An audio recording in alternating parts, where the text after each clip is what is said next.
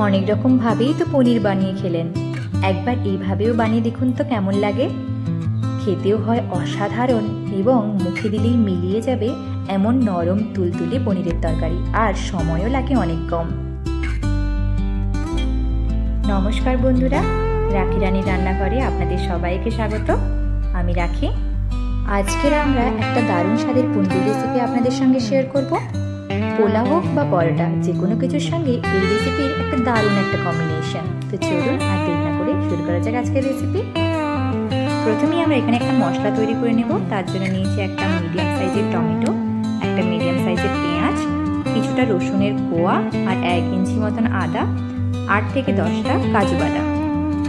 এবার সবগুলোকে সুন্দরভাবে ছোট ছোট করে কুচিয়ে নিতে হবে।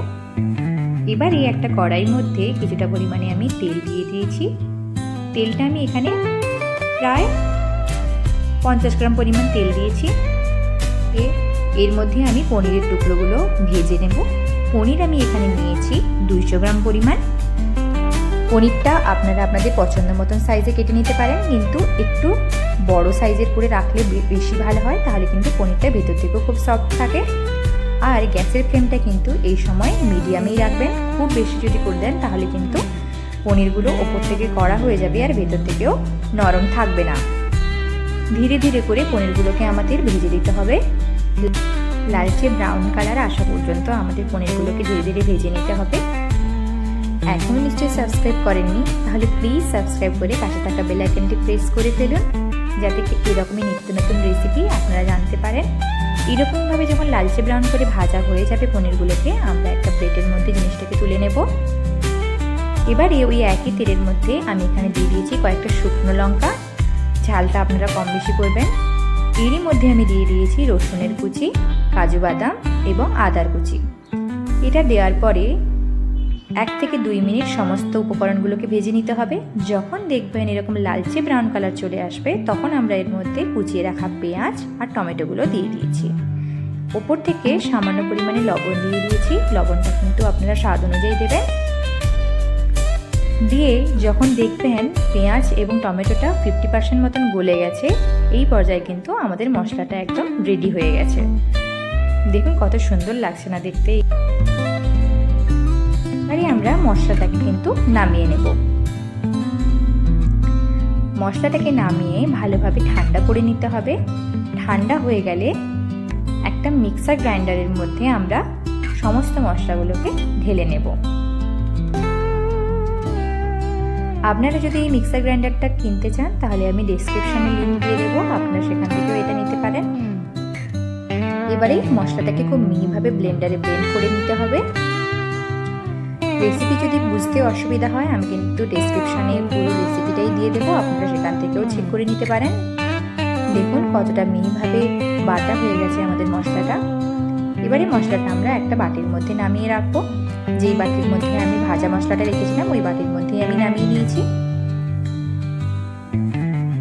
এবারে ওই একই কড়াইয়ের মধ্যেই তেল কিছুটা পরিমাণে দিয়ে তেলটা গরম করে দিয়ে দিয়েছি চিনি, সামান্য পরিমাণে, জাস্ট কালারের জন্যই আমি চিনিটা এখানে দিয়েছি। চিনিটা যখন লালচে ব্রাউন কালার চলে আসবে, সেই সময় আমরা ওই বেটে রাখা মশলাটা ওর মধ্যে অ্যাড করব। মশলাটা দিয়ে ভালোভাবে আমরা মিক্স করে নেব। এই সময় কিন্তু গ্যাসের ফ্লেমটা আপনারা লো টু মিডিয়ামেই রাখবেন, নাহলে কিন্তু নিচে লেগে যাওয়ার সম্ভাবনা থাকে। এবারে 1 থেকে 2 মিনিট নাড়াচাড়া করার পর দিয়ে দিয়েছি কিছু মশলা। দিয়ে দিয়েছি আমি এখানে হলুদের গুঁড়ো, লঙ্কার গুঁড়ো, ধনের গুঁড়ো, আর দিয়ে দিয়েছি কালারের জন্য কিছুটা পরিমাণে কাশ্মীরি লাল লঙ্কার গুঁড়ো। ওটা অপশনাল, আপনারা চাইলে দিতে পারেন, চাইলে নাও দিতে পারেন। যখন দেখবেন মশলা থেকে এরকমই হালকা হালকা তেল ছাড়া শুরু করে দিয়েছে, সেই সময় কিন্তু আমরা এর মধ্যে ভেজে রাখা পনিরগুলো দিয়ে দেব। ভেজে রাখা পনিরগুলো দেওয়ার পরেও 1 থেকে 2 মিনিট নাড়াচাড়া করতে হবে। কিছু সময় ভাজার পরে ওর মধ্যে আমরা দিয়ে দিয়েছি সামান্য পরিমাণে জল। এখানে আমি হাফ বাটি পরিমাণ জল ব্যবহার করেছি।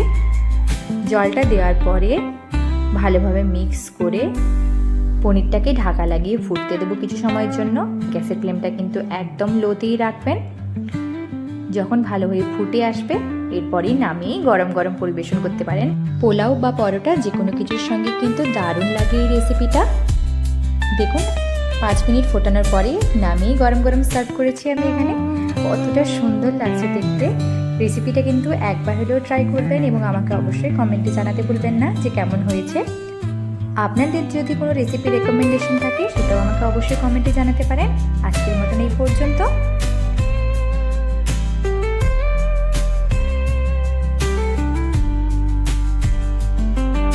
ভিডিওটি ভালো লাগলে অবশ্যই একটা লাইক করবেন এবং আমাকে সাবস্ক্রাইব করতে একদম ভুলবেন না। দেখা হবে আগামী ভিডিওতে। ভালো থাকবেন, সুস্থ থাকবেন। Thank you.